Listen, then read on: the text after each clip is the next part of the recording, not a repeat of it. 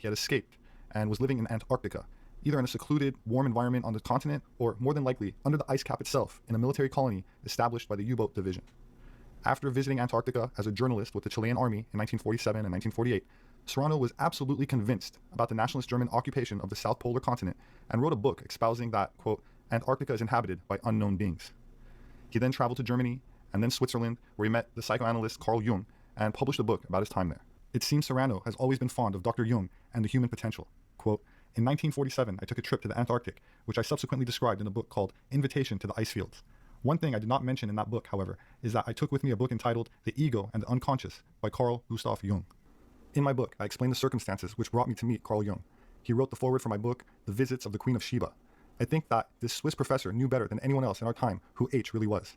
Jung stated that H was possessed by the collective unconscious of the Aryan race. This means that H was the spokesman of the whole Aryan world.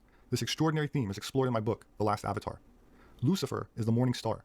I'm a Luciferian in the sense that Lucifer is the morning star, the most beautiful light, and the morning star is a god, goddess, Venus. Contrary to misconceptions, Lucifer has nothing to do with Satanism.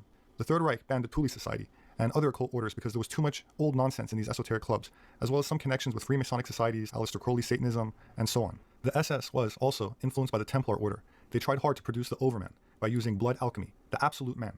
The SS tried to transmute man to Superman in Sonnenmensch, or Sun Man, a man who will again be a god. This is an old Aryan concept, which is not unlike traditional Greek thought and the initiation of the mysteries of Apollo and Dionysus. The Dorian Greeks had a nostalgia for Hyperborea, and so do we.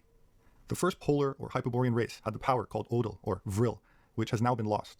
The task of the adept is to try to recover this power and become like Shiva, or Wotan again, the Overman. There are many legends about the Tibetans and the Battle of the Bunker. As a matter of fact, the mission of the Tibetans was to preserve and protect the entrance of the Hollow Earth, like the Incas in America. The real link between Tibet and the Third Reich was a swastika, the same as that of the religion of Bo, of pre-Buddhist Tibet, which was Aryan of the Dropas, of the Hyperborean.